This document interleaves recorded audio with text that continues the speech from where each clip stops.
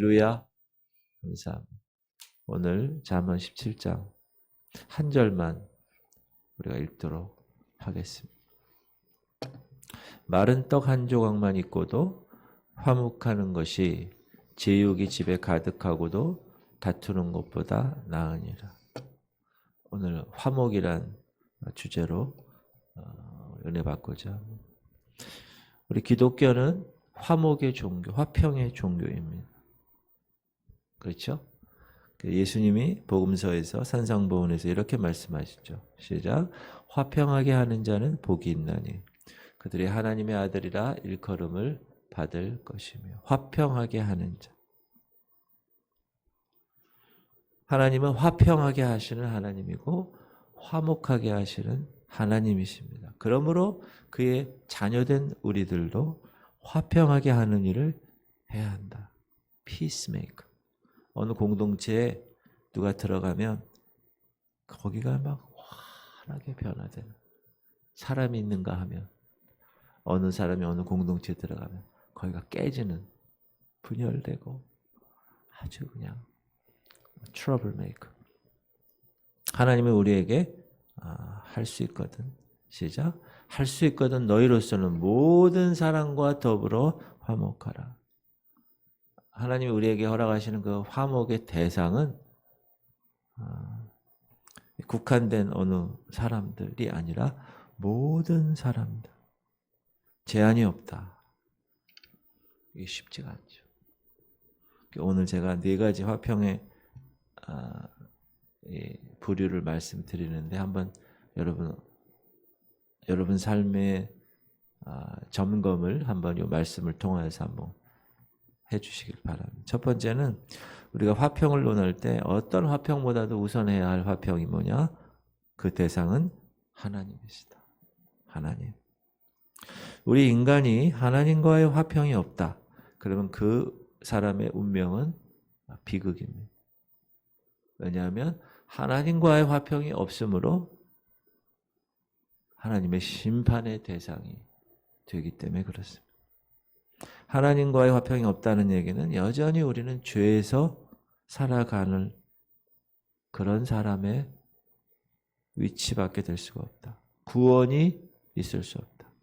하나님의 자비하심, 하나님의 사랑하심을 기대할 수 없다. 왜? 하나님과 화목하게 되어 있지 않기 때문에. 절망적이죠.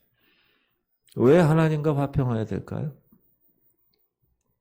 우리 자체를 점검할 수 있어요. 우리 인간 자체는 죄로 인해서 하나님과 원수의 관계에 놓여 있는 그 상황을 항상 생각해야 돼요. 죄 문제 때문에. 그래서 이 죄 문제를 풀지 않으면 하나님은 공의 하나님이시므로 저주 아래, 하나님의 저주, 하나님의 심판 아래 놓여 있기 때문에, 그래서 아무 소망이 없다는 사실입니다. 그런데 이 하나님과의 관계가 원수 관계라고 그랬는데 그 원수 관계를 해결할 수 있는 방법이 있는데 한 가지, one way, 한 가지 방법이 있는데 그것이 성경에 제시되어 있는 방법입니다. 그게 하나님과의 화평입니다. 너는 하나님과 화목하고 평안하라. 그리하면 복이 네게 임하리라. 그러면 알겠습니다. 하나님과 화평하고 화목하겠습니다. 평안하고요. 그러면 어떻게? 방법이 어떻게 됩니까? How? 어떻게? 하나님과 화평하고 평안할 수 있는 방법. 하나님은 그 방법을 우리에게 허락했어요. 죄인이 하나님과 화평할 수 있는 방법. 그것은 오직 한 가지 방법. 그 방법은 이겁니다. 그러므로 우리가 믿음으로 의롭다 하심을 받았으니 우리 주 예수 그리스도로 말미암아 하나님과 화평을 누리자. 하나님과 화평의 관계를 누리는 방법, 우리 주 예수 그리스도로 인하여. 누구로 말미암아? 예수 그리스도로. 석가모니, 공자, 맹자, 무하마드, 그 외가 아니라 누구로 하나님과의 화평을 이루을 수 있는가? 오직 예수 그리스도로. 왜냐하면 그럼 질문을 해야 돼요. 왜 예수 그리스도로만 하나님과 화평이 될 수 있습니까? 그러면 하나님과 죄인 관계의 화평의 조건을 두 가지인데 그 조건을 예수님이 충족하셨기 때문에. 그래서 화목 제물로 되셨기 때문에. 그러면 화평의 조건 두 가지가 뭡니까? 하나님과의 화평의 조건 두 가지가 뭡니까? 이 두 가지가 모두 충분 조건으로 만족스럽게 채워져야 되는데 하나는 뭐냐? 죄를 용서받는 건데 우리가 우리의 죄의 값을 치르는 거예요. 그래서 우리의 죄 문제를 해결하는 거예요. 자, 우리가 우리의 죄의 문제를 죄값을 치름으로 해결해야 한다. 그게 첫 번째 조건. 또 두 번째 조건은 자, 그러면 죄 용서 받았어요. 내가 내 죄값을 치렀어요. 용서 받은 후에는 이제 결코 정죄함 받지 않도록 의롭게 살아야 된다. 영원토록 의로워야 되는 거예요. 다시 내 죄값을 치러야 돼. 내 스스로. 그리고 그 스스로 죄값을 치러줬다 그러면 그 이후에는 죄를 짓지 않고 살아야 돼. 그러나 안타깝게도 이 두 가지 조건을 우리 인간은 채울 수가 없습니다. 왜냐하면 우리 자신이 사망의 값을 치러야. 자, 죄의 값은 죄의 삭시 있다고 그랬어요. 죄의 대가는 그 죄의 삭은 사망이라는 거예요. 그러니까 우리가 죄의 값을 내가 치러야 된다면 나는 죽어야 돼. 그러니까 1번의 전제 조건이 되지 않죠. 그리고 그렇게 됐다고 하더라도 그 이후에 내가 의롭게 계속 살 수 있느냐? 그럴 수가 없어요. 죄성 때문에. 그러니까 두 가지를 다 할 수가 없어요. 그 값을, 죄값을 치를 수도 없고, 왜? 죽으니까. 죽으면 끝나니까. 또 하나는 죄의 종이기 때문에 우리 스스로 율법의 정죄에서 의로워질 수 없다. 우리 스스로. 그러니까 두 가지 조건을 우리가 다 할 수가 없는 그런 위치입니다, 우리는. 그런데 그 두 가지 조건을 다 충족하는 한 사람이 있으니 그분이 바로 예수 그리스도인데 그 두 가지 조건을 다 치르셨어요. 누구 앞에서? 하나님 앞에서. 그래서 그분이 몸값으로 죽으셨어요. 끝난 거잖아요. 그분이 그분의 죄 때문에 몸값을 치른 게 아니라 우리의 죄의 죄값을 그분의 몸값으로 죽음으로 죄를 해결하신 거예요. 그럼 1번은 해결된 거예요. 근데 그분도 죽었는데 예수님도 육신을 입고 오셔서 근데 중요한 건 그분을 하나님이 살리셨다는 거, 부활. 그래서 1번의 조건을 충족시키고 두 번째는 영원토록 부활하신 그분이 이제 영원토록 의로우실 수 있는 그리스도의 의를 우리에게 선물로 주신 거예요. 그래서 두 가지를 다 충족하신 분이 the only way, 유일한 방법이신 Jesus Christ, 그분밖에 없다. 그래서 성경은 뭐라 그럽니까? 누구든지 그 예수를 믿으면 십자가에서 그의 죄악의 사람, 옛사람이 죽고 새 사람이 되어서 이제 하나님과의 화목해 되는 관계가 설정되었다. 그래서 우리는 그렇게 된 사람은 어떻게 살아가야 되는가? 내 안에 예수님을 모시고 살아가는. 내가 그리스도와 함께 십자가에 못 박혔나니 그런즉 이제 내가 사는 것이 아니요 오직 내 안에 그리스도께서 내 삶이 아니야. 내 삶이면 내가 죄 짓고 내 죄값 때문에 하나님과 화목할 수 없는데 이 안에 나 대신 예수님이 사셔.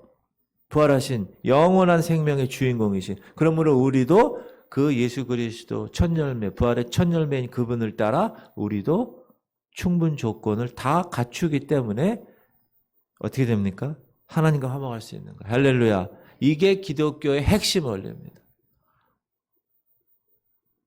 이처럼 그리스도 안에서 그분과 함께 십자가에서 죽는 자는 그분과 다시 연합하여 부활하여 살아났기 때문에 새로운 피조물, 새로운 사람, 그리스도로 말미암아 새 생명을 가진 사람, 의로운 사람, 의롭지 않았는데 의롭다고 칭해 주신 그 존재로 태어나게 되는 겁니다. 그래서 바울이 이렇게 외치는 거예요. 누가 능히 하나님께서 택하신 자들을 고발하리요. 의롭다 하신 이는 하나님이시니 누가 정죄하리요? 죽으실 뿐 아니라 다시 살아나신 이는 그리스도 예수시니 그는 하나님 우편에 계신 자요 우리를 위하여 간구하는 자다. 그러므로 in Christ and Christos, 예수님 안에 있으면 결코 정죄함이 없다. 예수 안에 있는 나에게 결코 정죄함이 없다. 그 찬양. 예수 찬양하잖아요, 우리가. 이처럼 하나님과 화목하게 할 수 있는 방법은 예수 그리스도 그분만 있다. 그리고 화목하게 되었다면 결과론적으로 그 축복이 뭡니까? 천국을 유업으로 받는 것. 영원한 생명을 얻는 것. 이 땅에서도 하나님의 자녀된 권세를 받아서 살아가는 거예요. 영접했으니까. 곧 그 이름을 믿었으니까. 하나님의 자녀가 되는 권세를 받았으니까. 그거는 엄마 아빠가 결혼해서 나를 내서 그렇게 한 게 아니라 혈통으로나 육정으로나 사람의 뜻으로 난 것이 아니야. 오직 하나님께로부터 났다. 맞습니까? 그러므로 예수님은 그를 믿는 자에게 하나님의 축복을 주시는데 거기에 대해서 이렇게 얘기하십니다. 너희 중에 누가 아들이 떡을 달라 하는데 돌을 주며 생선을 달라 하는데 뱀을 줄 사람이 있겠느냐. 너희가 악할지라도 좋은 것으로 자식에게 줄 알거든. 하물며 하늘에 계신 너희 아버지께서 구하는 자에게 좋은 것으로 주시지 않겠느냐. 어느 드라마인가 영화인가 보니까 조폭이에요. 사람을 그냥 칼로 쑤셔 죽이는 사람. 얼마나 악한 사람. 근데 그 사람은 집에 가. 집에 가면 애들이 뭐라 그러면 그래. 뭐 줄까? 악한 자라도 자식에게 좋은 것을 줄 알거든. 하물며 하나님 아버지께서 구하는 자에게 좋은 것으로 왜 좋은 것으로 줄까요? 하나님은 좋으신 분이에요. God is so good. 좋으신 하나님. 우리가 이 땅에 태어나서 할 일이 얼마나 많습니까? 공부도 해야 되고 돈도 벌어야 되고 명예도 얻어야 되고. 그러나 이 모든 일이 다 있어.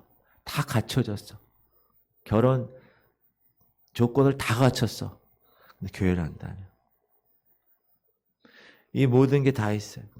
그런데 하나님과 화목한 관계가 아니야. 그러면 그 생명의 최종 목적지는 파멸이다. 그러므로 우리는 하나님과 화평을 이룸으로 사망에서 생명으로 이미 옮겨진 자들임을 선포합니다. 맞습니까? 지옥에서 천국으로 올라간 사람들입니다. 그러므로 우리 항상 감사해야 돼요. 그러므로 화목케 하라는 주님의 말씀을 온 세상 널리 전하세. 그렇게 오늘도 여러분의 입술을 통하여 여러분 삶을 통하여 예수가 나타나고 화목케 하는 놀라운 사명을 감당하는 여러분 되시기 바랍니다. 이게 하나님과 화목한 예수의 피로 성소에 들어갈 담력을 얻은 거예요. 그래서 하나님과 함께 지금 구약 우리가 공동체 성경 읽게 하는데 하나님이 사람 앞에 나타나는 거는 무서운 일이에요. 왜 죽어요? 왜 거룩하신 분인데 거룩하지 않은 죄인 앞에 나타나면 거룩하지 않은 죄인 다 죽는 거예요. 그래서 하나님 앞에 나갈 수가 없는. 그러니까 모세가 중간자 역할을 하죠.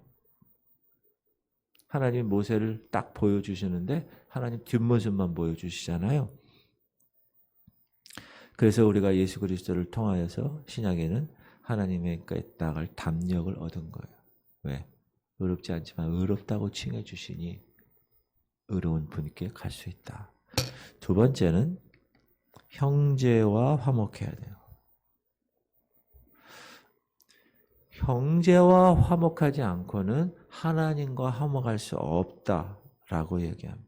그리고 형제와 화목하지 않은 상태에서 하나님과 화목하려고 하는 모든 행위, 모든 그 것들을 다 하나님이 거절하십니다.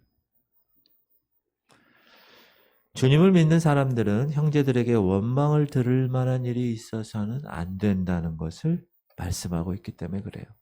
그러므로 예물을 제단에 드리려다가 거기서 네 형제에게 원망 들을 만한 일이 있는 것이 생각나거든. 여러분이 예배를 오든지 예물을 드리든지 하나님께 헌신하기 위해서 들어왔는데 그 친구한테 원망들을 만한 일이 있거든. 예물을 제단 앞에 두고 먼저 가서 형제와 화목하고 그 후에 와서 예물을 드리라. 무슨 말이냐? 형제와 화목하지 않은 상태에서는 아무리 예물을 갖고 와도 아무리 기도를 1시간, 2시간 해도 하나님께 상달될 수 없다. 하나님은 그 예물을 받지 않으신다. 하나님 그 기도 듣지 않으신다. 왜냐하면 형제와 화목하지 않은 사람 마음에는 평안이 없어요. 화목하지 않은 상태는 뭡니까? 평안의 상태가 아니에요. 시기하고 질투하고 다툼이 있고 미움이 있고 이런 거예요. 용서가 없는. 그러므로 그곳에 하나님의 사랑이 머무를 수 없다. 하나님은 그런 마음에서 나온 사랑을 가지고 예배하고 예물 드리고 기도하는 모든 것들 원치 않으신다.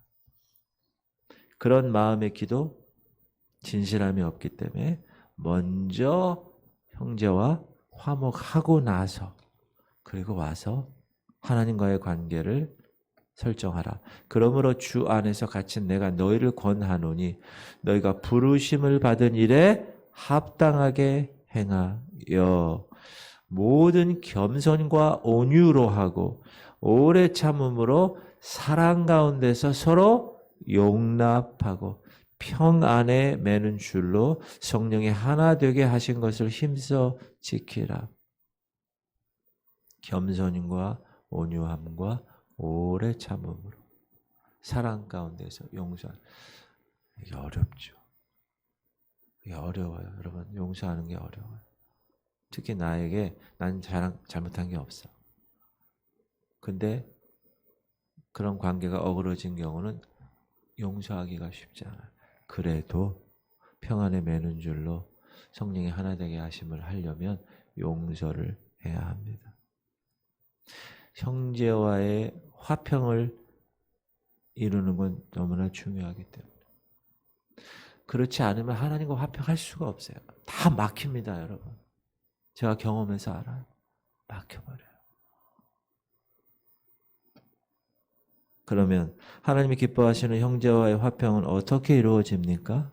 방금 얘기, 사랑 가운데서 서로 용납하라. 용서하라. 용서. 여러분, 용서를 하기가 쉽지 않아요, 사람들은. 그 베드로도 쉽지 않으니까 예수님한테 묻죠. 형제가 죄에 범하면 몇 번까지 용서할까요? 예수님 뭐라고 그러죠? 7번 정도 용서할까요? 예수님이 야 70번씩 7번 7번씩 70번 70 곱하기 7 490번 용서해. 이거는 무한대로 용서하라는 뜻이에요. 그 일일이 다시 여러분 490번 489번까지 용서했어. 그 다음에 490번째 용서할 그렇게 반복을 400번 이상을 하게 되면 용서할 수밖에 없다. 다 무한대로 용서해라. 형제와의 화목의 방법 첫 번째는 그 형제를 용서하는 것부터 출발이다. 근데 그게 용서가 안 되잖아요. 근데 용서할 수 있는 방법을 제가 여러분에 제시할 수 있어요. 뭐냐? 여러분의 죄를 하나님이 용서하셨어요.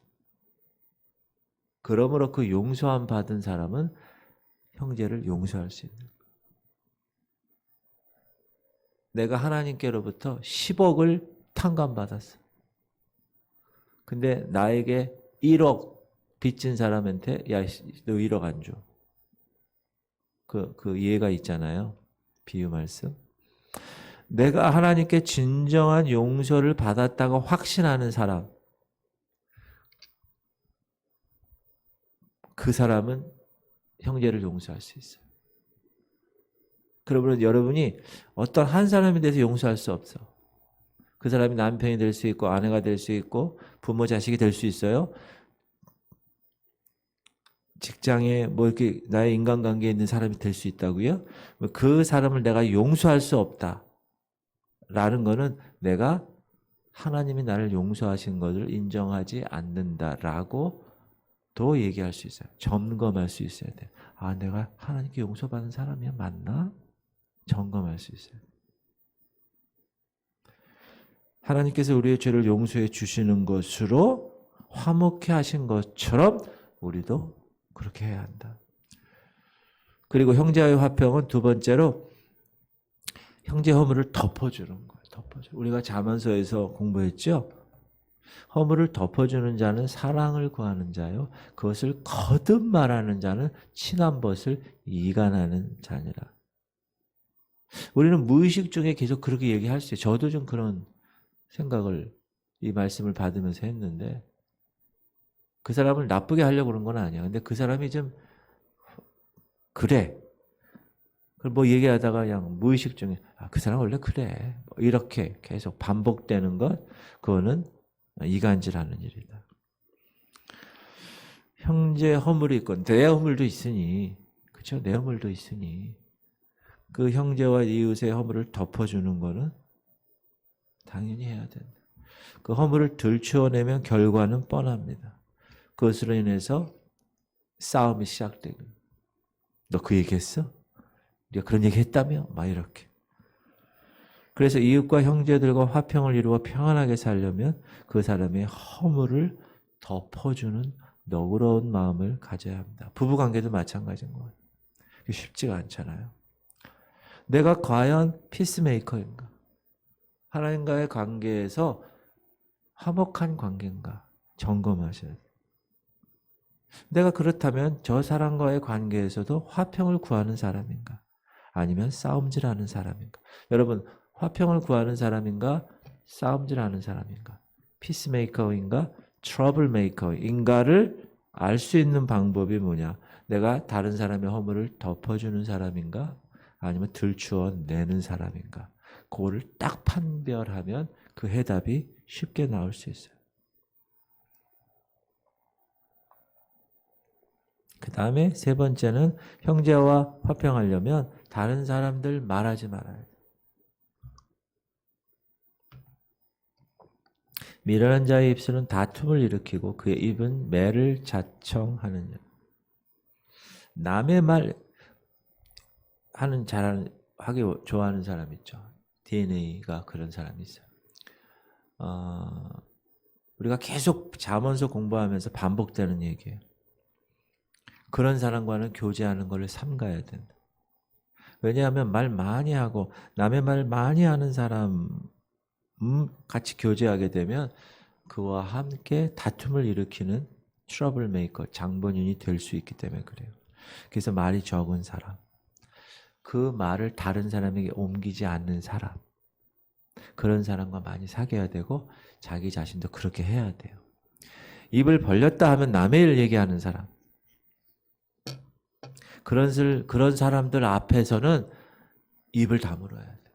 왜냐하면 내가 하는 말이 그 사람한테 들어갔다면 그 사람은 가만히 있지 않아요. 말을 막 하는 걸 좋아하니까. 그런 사람이 여러분 딱 보면 자크로 잠가야 돼요. 지퍼로. 안 그러면 큰 낭패를 봅니다. 이게 형제와의 화목해 하는 방법이에요. 그래서 뭘 써놓으라고요? 개조심이 아니라 말조심을 써놔야 돼. 항상 말조심. 그리고 세 번째, 원수를 사랑하는. 야, 우리 기독교는 이 정도입니다. 이게 기독교 황금률이잖아요. 이 말씀은 예수께서 복음서에서 우리에게 주신 새 계명입니다. 원수를 사랑하는 문제에서 이렇게 말씀하시죠. 또 네 이웃을 사랑하고 네 원수를 미워하라 하였다는 것을 너희가 들었으나 나는 너희에게 이르노니 너희 원수를 사랑하며 너희를 박해하는 자를 위하여 기도하라. 우리가 우리의 원수에 대해서 어떻게 하는 것이 원수를 사랑하는 일인가? 몇 가지 방법을 주셨죠? 첫 번째, 원수를 위해서 기도하는. 이거는 형제 사랑보다 더 어려운 거예요. 내가 까닭없이 핍박당했고 내가 이유 없이 모함받았고 난 다 잘했는데 실현을 당할 경우 그때 어떻게 해야 됩니까? 세상의 방법은 그대로 갚아줘야지. 아니면 거기에 더하기 이자까지 붙여서 같이 갚아줘야지. 그러나 하나님은 얘기하시는 거예요. 함께 대항하지 마. 되갚아. 막 이를 갈면서 되갚으려고 그러지 마. 기도해 주라. 기도해 주라. 내가 여러분 원수의 마음을 돌이킬 수 있을까요? 절대 그럴 수 없습니다. 하나님이 그 악한 사람의 마음을 돌이키게끔 해야 돼. 이것이 지혜로운 사람. 저는 그런 것 같아요. 모든 게. 목회도 그렇고. 어떤 사람에 대해서 해결 방법이 내 목사가 막 어떻게 해서 하려는 거 뭐 어느 정도 될 수는 있게 노력하면. 그러나 종국적으로 완벽하게 되지 않습니다. 기도하는 하나님, 그 집사님을, 하나님, 그 권사님을 하나님께서 만지시옵소서. 주님. 그렇게 하나님이 일하게 하시는 것이 성경적 방법. 구약의 모든 영적 전쟁이 다 어떻게 돼요? 너희는 가만히 있어. 주가 하시는 일을 봐라 이거. 그리고 너희는 네 자리에서 네가 해야 할 것들을 최선을 다해서 해라. 성결해라. 그러면 하나님이 하시는 거예요. 내가 하면 이 정도밖에 안 되지만 하나님이 하면 다 하십니다. 그것을 지혜롭게 받는 여러분 되시기를 주의 이름으로 축복합니다. 원수를 어떻게 대하라고요? 네 원수가 줄이거든 먹이고 목마르거든 마시게 하라. 그리하므로 네가 숯불을 그 머리에 쌓아 놓으리라. 이 숯불을 머리에 쌓는 거는 그 사람이 부끄러움 당한다는 뜻이에요. 악에게 지지 말고 손으로 악을 이기라. 이게 어렵죠. 손으로 악을 이기는 생활. 그러나 하나님이 분명히 우리를 통하여서 얘기하신 말씀, 그리스도인이 이기는 생활은 내 받은 거대로 갚는 게 아니라 선으로 악을 이기는 것. 그런 생활이 원수를 사랑하는 생활이라는. 그런데 그렇게 하면 하나님이 공짜가 없어요. 상급이 따른다. 네 원수가 배고파하거든 음식을 먹이고 목말라 하거든 물을 마시게 하라. 그리하는 것은 핀 숯을 그의 머리에 놓는 것과 일반이요 여호와께서 네게 갚아 주시리라. 그 사람이 부끄러움 당한다는 거예요. 숯을 머리에 놓는다는 거예요. 상대방을 몹시 부끄럽게 만드는. 네 원수가 어려울 때 도와주잖아요. 그 사람 모를까요? 다 알아요. 부끄러운 걸 알아요. 뿐만 아니라 하나님께서 상을 주시는 것입니다. 여러분, 원수를 사랑하는 일이 하나님께로부터 상 받는 일이라는 거예요. 사랑하는 성도님들, 원수까지 사랑하고 화목할 수 있는 그런 믿음의 수위, 그런 성숙한 사람들이 되기를 주의 이름으로 축원합니다. 너무 귀한 일이다. 네 번째는 가정의 화목이에요. 이게 정말 귀한 일이에요. 교회는 잘 나와. 교회에서 다 잘해. 근데 집에 가정은 완전히 아니야. 그러면 안 돼요. 그렇지 않아요. 수신, 제가, 치국, 평천하. 세상의 이론도 그런 거예요. 내가 먼저 잘 되고 집을 잘 다스려야 나라를 치리하고 천하를 평정하는 거. 집에서 새는 바가지가 교회 와서 열심히 기도하고 이런다고 해서 안 셀 수 없어요. 오늘 본문을 다시 한번 읽어보면 마른 떡 한 조각만 있고도 화목하는 것이 제육이 집에 가득하고도 다투는 것보다 나으니라. 예전 성경에 육선이라 그래요. 고기하고 생선이 집에 가득한 것보다 낫다. 즉 가난하게 살아도 부잣집에서 그렇게 가정에 평화 없는 것보다 가난하게 사는 게 낫다. 많은 가정에서 요즘 특별히 이 돈 때문에 가족 간의 화목이 깨어지는 경우가 많습니다. 돈 때문에 이혼하는 경우도 많아요. 근데 여러분, 돈이 가정의 화목을 가져오나요? 그렇지 않습니다. 절대 그건 오해입니다. 편안할 수는 있어요. 화장실 3개 있는 집에 가면 한꺼번에 3사람이 화장실 이용할 수 있게 편안할 수는 있어요. 그러니까 평안하는 거는 다른 문제입니다. 가산이 적어도 여호와를 경외하는 것이 크게 부하고 번뇌하는 것보다 나으니라. 가난이 그래서 불행한 것이라고 생각하면 안 되고 아유 고역이야 라고 생각하면 안 됩니다. 인생의 축복은 어디서부터 온다고요? 가정에서부터 오는 거다. 가정의 화평에서부터 온다. 그러므로 가정 구성원들은 가정의 화목을 위해서 힘써야 한다. 예수만 섬기는 우리 집. 돈이 아무리 적고 가난하게 살아도 참되게 하나님을 섬기는 가정이 있다면 거기는 화목이 있는 거예요. 그러나 집에 고기가 먹을 게 가득해. 금고가 있어요. 거기 골드바가 많아요. 통장에 계좌에 막 00000이 많아. 그러나 하나님의 사랑이 없으면 어떻게 되죠? 다투게 되고 그 돈 때문에 칼부림 나고 미움이 생기고 깨지고 분열됩니다. 가정이 화목하려면 먼저 뭐가 있어야 됩니까? 부부가 바로 서야 됩니다. 부부가 먼저 다툼이 없어야 돼요. 다투는 시작은 독에서 물이 새는 것 같은즉 싸움이 일어나기 전에 시비를 그칠 거죠. 조그만 것으로 인해서 다툼이 시작돼요. 말 한마디 때문에. 부부간에. 그렇죠? 부자, 자식 간에. 그러니까 그것이 하나 딱 되면 어떻게 돼요? 그 다음부터는 자존심 문제가 되는 거예요. 집안 싸움까지 되는 거예요. 시어머니부터 나오고 친정어머니 뭐 장인어른 막 이렇게 나가면 점점 큰 싸움으로 번집니다. 그러므로 부부간부터 서로 사랑하고 화목해야 가정이 평안하게 된다. 사랑하는 여러분의 가정은 다 평안해지길 바랍니다. 오늘 우리에게는 여러 가지 필요한 것도 있고 있어야 할 것도 있지만 가장 필요한 것, 하나님께로부터 상급받는 일, 우리 가정이 참 행복한 일, 이 메마른 세상에 사람들의 마음을 녹이는 그러한 일들입니다. 그 비결은 어떻게 해야 된다고요? 첫 번째, 하나님과 화평하는 데서부터 시작한다. 형제와 화목하고 원수와 화목하고 부부관계, 가족끼리 화목하는 데 있다. 사랑하는 성도님들, 여러분의 생활 가운데서 오늘도 이 화평을 심는 피스메이커의 생활을 통해서 하나님의 언약하신 그 축복을 다 받는 여러분 되시기를 주 여러분을 축원합니다.